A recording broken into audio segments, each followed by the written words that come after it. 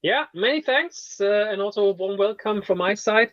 I really feel sorry that I could not be with you in the beautiful room because I was born and raised super close to Frankfurt, Main. So greetings to my, old, home area in Germany, right? My name is Andreas Steinbacher. And I am part of Novo Nordisk early research, you could say, so in the research and development organization, and I'm working exactly at the interface between science and IT, or what I call research IT, which is it's a special crowd, and I would like to talk about you could say digital transformation in that particular industry and in that particular domain. As I guess in all other industries, Gen AI right now is the topic of conversation. But there are some peculiarities in research that I want to introduce you to, and hopefully can spark a discussion. And to kick it off, I just want to start with a bit of a problem statement. Why actually digital transformation is such a big thing also, for pharma R&D, because I also feel we're kind of late compared to other industries, into that one. You could even say, okay, the pharma industry was just too rich for most of the time. So that's why, our declining productivity in the research and development sector of the pharma value chain was not a big of an issue. But I think, now that completely changes. And as you can see here, over the last, kind of decades, the productivity is in constant decline. And when we talk about productivity, we talk about that formula. So meaning, how many drug candidates can you kind of act on and work on in parallel? What is their probability of success? What is their ultimate market value? Meaning everyone wants, of course, to have these blockbusters, right? But there are several medicines per year that are not a blockbuster but still have significant value to patients. And then divided by, of course, the costs for that whole development. And the cycle time, meaning how fast you are until you actually on the market with that one. This is, our general problem, and let me break that down to you.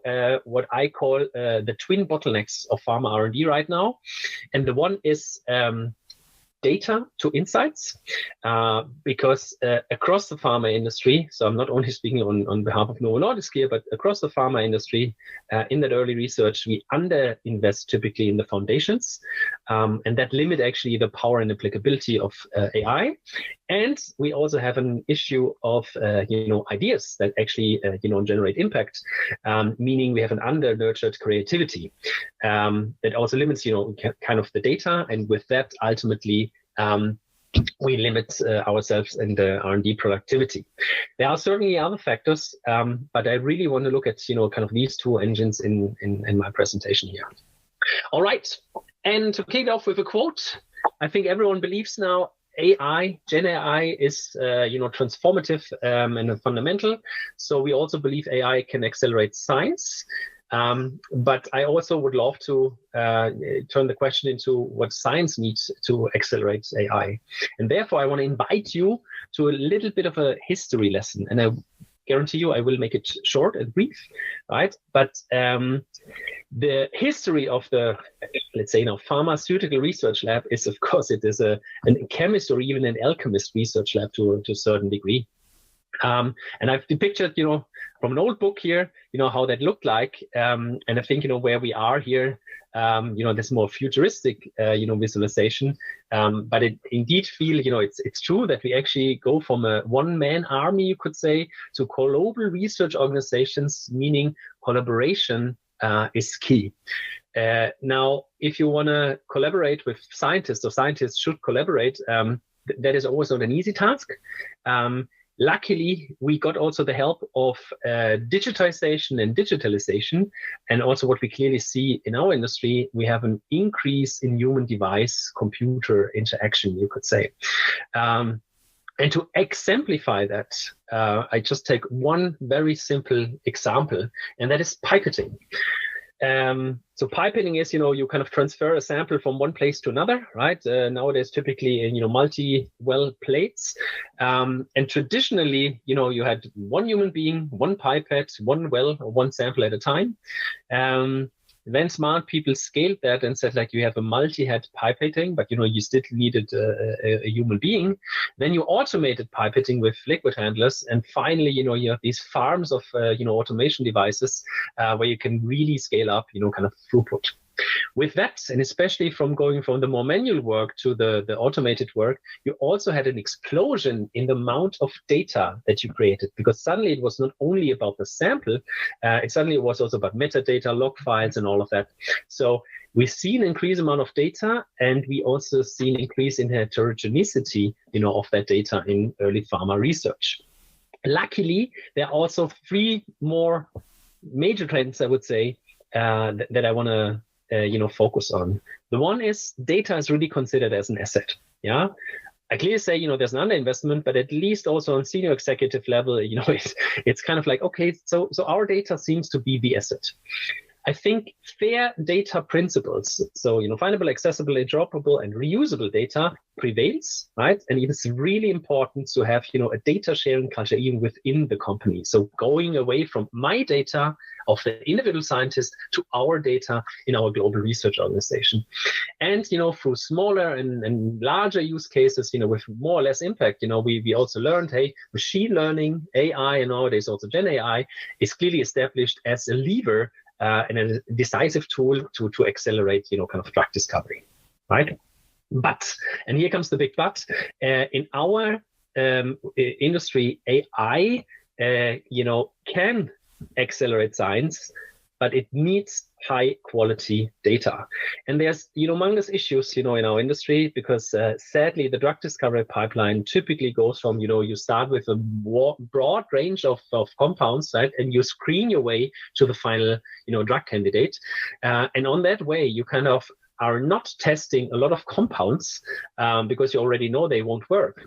However, this is exactly the training data that a lot of these foundational models and AI tools actually would like to have, right? But they're just freaking expensive to generate. So you actually need to rely at least on the data that you have, and and anyways, read to record.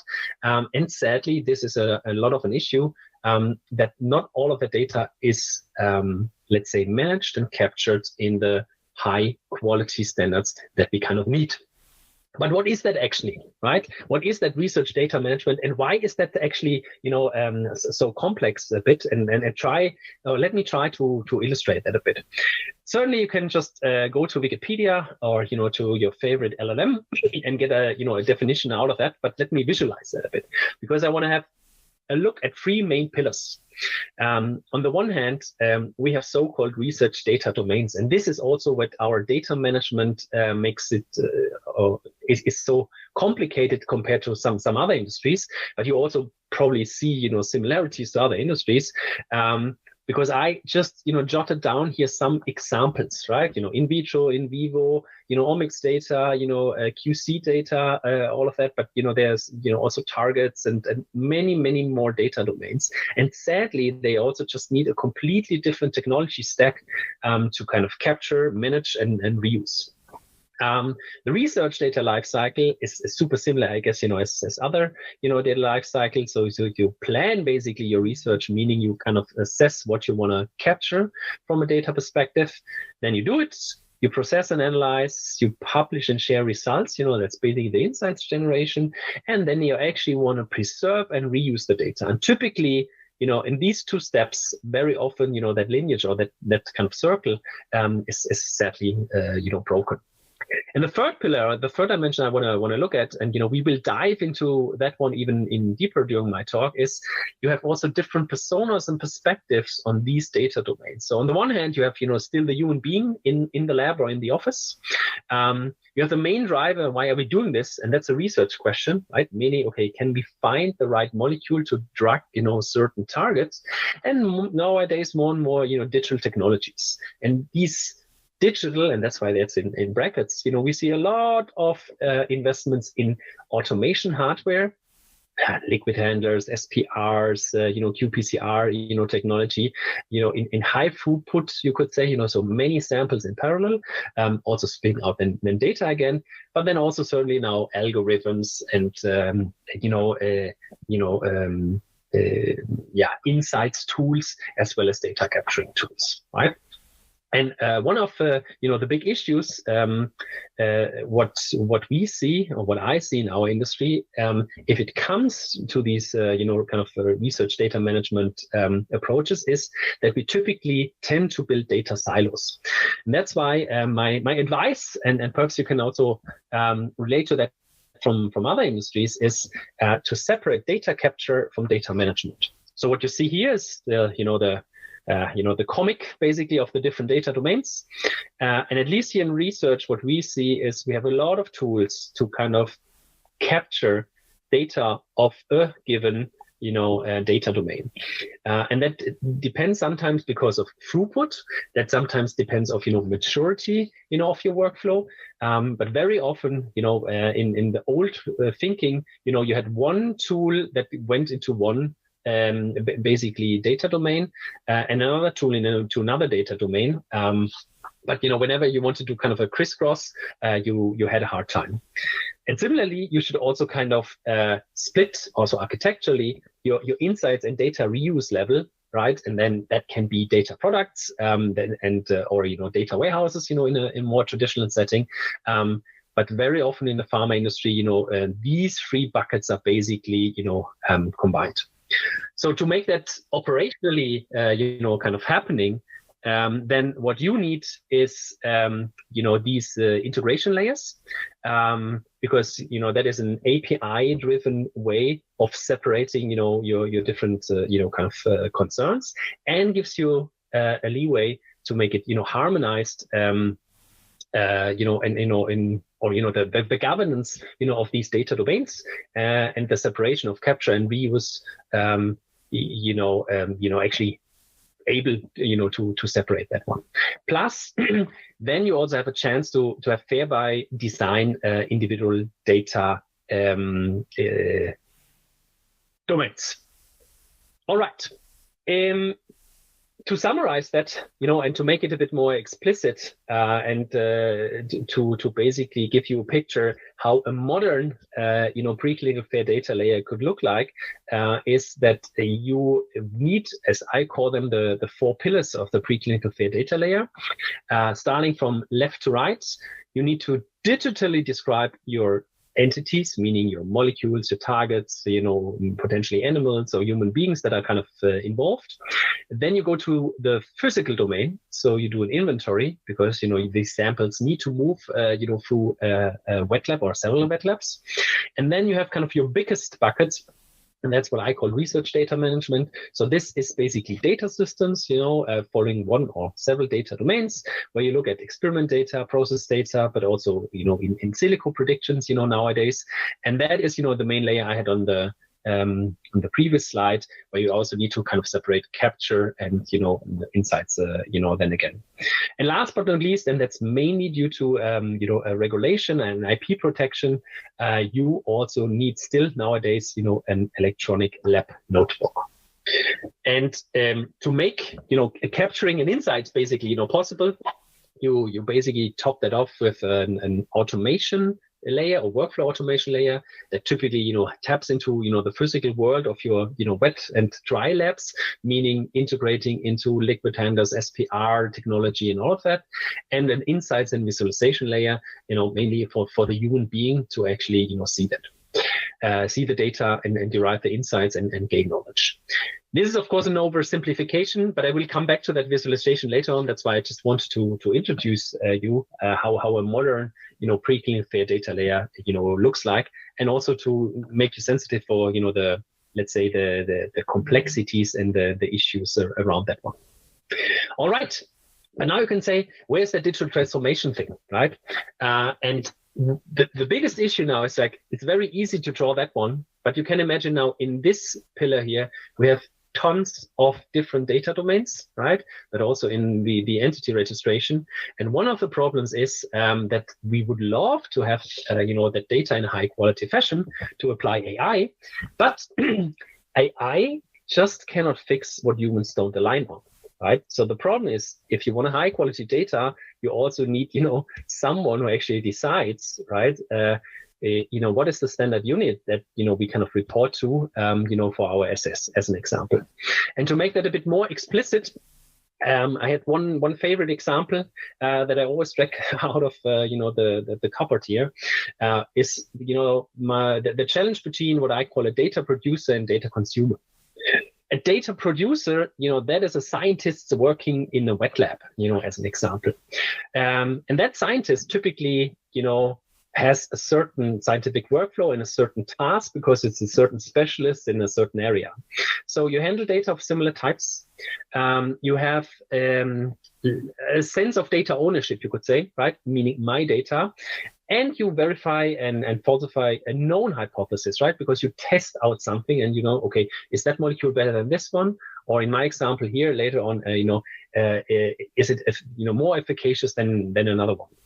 So for you, low data fairness is absolutely acceptable because you know the context, you exactly what you're talking about. On the other hand, the data consumer has a hard time if you are not describing the data well, meaning, you want to have as data consumer the highest data fairness required because you typically handle various types of data and even struggle to get, access to all the data when you want to create new hypotheses and, insights. So in that IC50 example here, for example, so these are titration curves, and you have a fitting formula, but typically, this is all handled by the data producer. And the only thing that is reported is one value, right? And then the data consumer on the other side will clearly ask, is it absolute? Is it relative? What exact fitting formula did you actually use, right? Because I want to understand the context here. Yeah. And I guess, that is very, very similar in also other industries, that you kind of have the data producer, data consumer kind of communication gap and issue. And especially that also the data consumer typically gets the praise. That's the data scientist deriving nice insights and a nice dashboard, deriving the decisions for any kind of project activity, whereas the hard work is the data producer, right? But this one, to crack that nut, right? I think this is where change management needs to come in, and that's I think a core pillar for digital transformation, because how can you balance out the imbalance between okay, hey, also the data producer gets the praise. And for that, let me give you an example how in that research IT kind of context we actually deal with that or try to deal with that. And before diving into an example of the research IT context, allow me to take a real life example. So imagine you have two human beings in a car, right? And they drive, or the one person drives towards a green light, and the person on the passenger seat says it's green. It's basically 3 words, right? But basically what that all can mean, right? If we follow our favorite psychologist, Schulz von Thun here, you have, 4 channels of that message.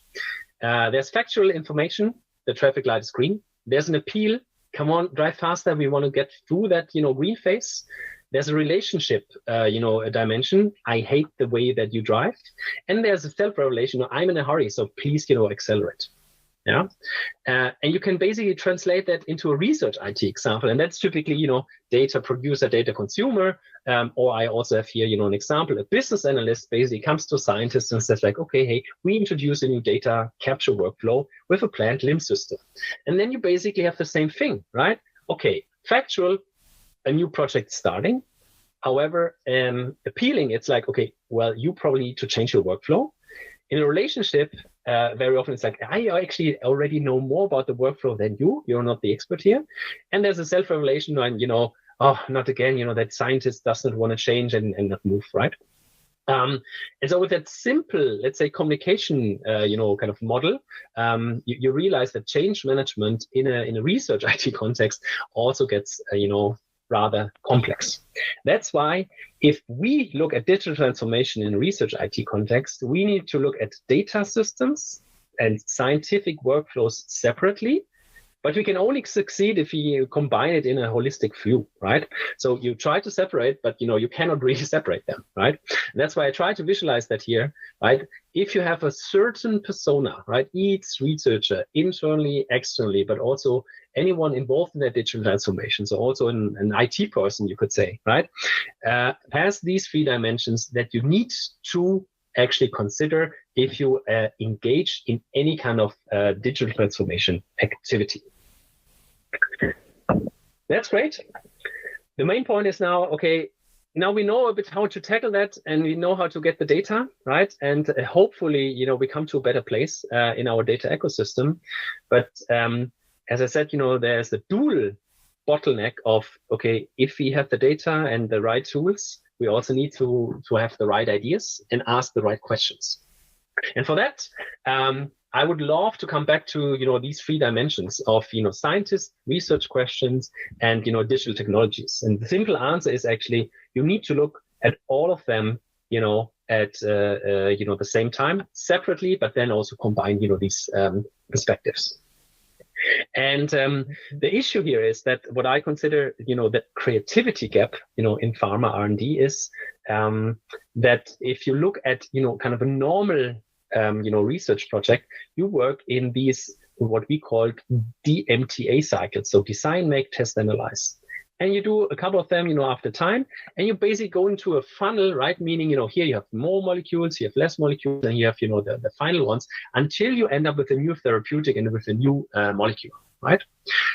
And it's very clear that high quality data, that you get in these different, DMTA cycles are super important, right? Because it enables insights, but it does not create ideas for, the next DMTA cycle.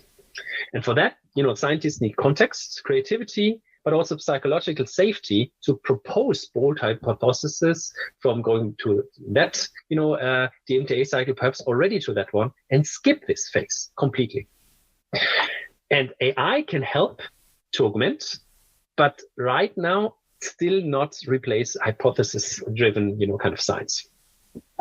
And that's why if we really, zoom in onto one of these, DMTA cycles, right? We need idea diversity, and that typically declines when teams work in silos with narrow incentives. And we also need a shared scientific context because otherwise, you cannot produce strong hypotheses. That's why you also need cross-pollination of ideas, as I call it, meaning you need outside inspiration. You also need certainly, look at your competitors, right? And then also internal metrics to say like, okay, how are we faring, towards our, competitors? And then I would actually say, okay, indeed, creativity thrives when scientific insights, the external perspective, and also internal diverse perspectives, interact in a continuous loop. Now you can say like, okay, how do you create that, right? And I'm not sure how that happens in your respective organizations, but one tool, which also happened, in our organization was, a top-down, company-wide GenAI strategy, right? Super cool. A lot of funding, clearly saying like, okay, we really want to impact drug discovery, with a GenAI program, right? But this is what I actually call top-down innovation. The clear advantage is you have strategic alignment and backing, but it can also become, what I call here an innovation theater, right? It's just like, okay, whatever you do, you want to keep doing, and then you just tie it into, that new big strategy just to get funding. On the other hand, of course, you can also have bottom-up innovation, as I call it. And that's basically, okay, listen, to kind of the shop floor and actually say like, okay, what are the real pain points? What can we actually, do to solve these? And perhaps not only in a kind of consecutive fashion, but also kind of take a quantum leap on that one. The problem is that, of course, especially in the research organization, you have tons of ideas. So you quickly go into local optimization and a fragmentation issue, right? So you need kind of an operating model for ideas. And that's basically, my suggestion. I collect ideas bottom up at scale. Really don't ask, individuals, but really make that, an institutional, effort. anchor them in clear evaluation criteria, and really then basically say like, okay, I only select the top ones. And then the important part is persistence, right? These ideas must survive reorgs, budget cycles, whatever, right? And clearly say like, okay, now we really want to work on them. And perhaps also leverage external partners to move quickly, because otherwise you get bogged down by internal processes. And then you really can achieve, institutionalized bottom-up, kind of creativity, and pair it up with top-down commitment. Right. So if you look at the two dimensions now, or bottlenecks that I kind of created or suggested here, it's also quite straightforward, to go into a matrix that you actually want to be in that breakthrough impact matrix, meaning you need a strong data fidelity, meaning high quality data, of all, the data assets that you have, and you need strong ideas, because otherwise you really, and I hope no one creates noise, right? But either then you have blind spots or you optimize without true innovation. But one of my favorite quotes, and I say that again and again, is that digital transformation starts with humans and not with technology, right? That's why how we operate is in a crawl, walk, run fashion, meaning we have these four stages: digitize, standardize, digitalize, and automate.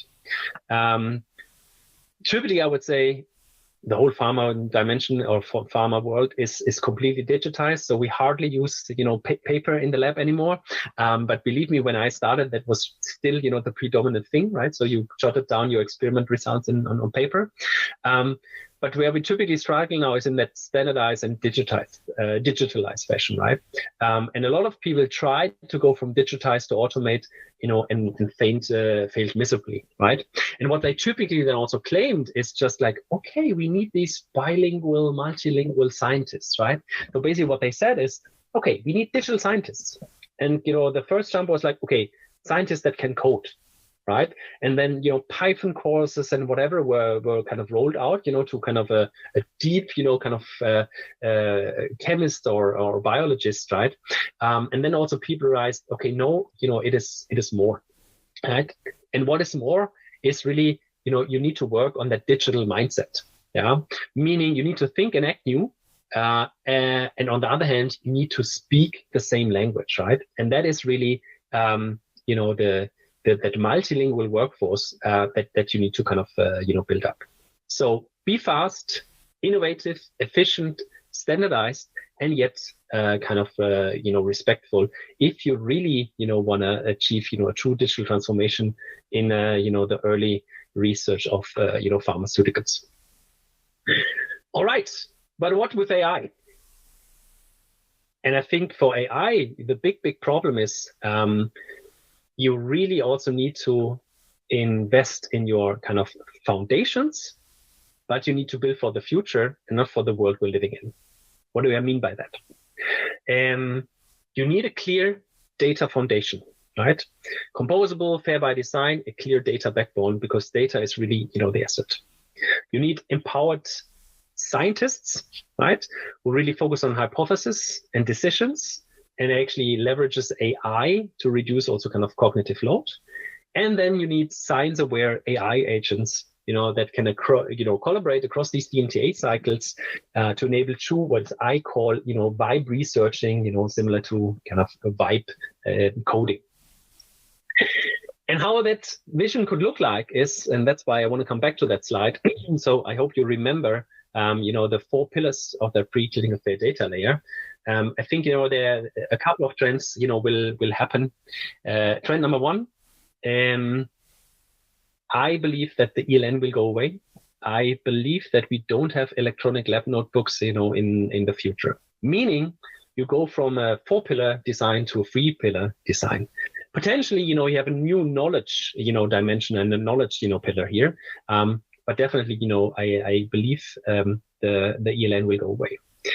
And then instead of having, these more or less fixed, insights and, automation layers, you will actually work with agents, right? You will basically work with agents on your different data domains, right? So this insights agent might actually be several ones.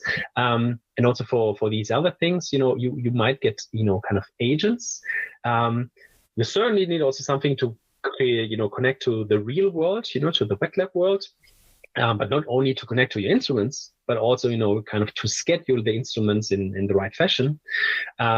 You also need to have, foundation models, in silico predictions, and all of that. But then you basically will be able to go into a multi-agentic future where you can have, a dry lab, kind of coordinator and a wet lab coordinator who then actually, works with, different sub-agents depending on the task and depending on the question that you might ask. And I guess, this is the future we're moving on. However, to bring that to life, and that is, the last actually question that I want to leave you here with is, if we assume that ideas remain human and we get that data foundation in place, I think we need to kind of reorganize our, R&D departments that we really can maximize the value of, these both dimensions. And with that, I thank you for your attention.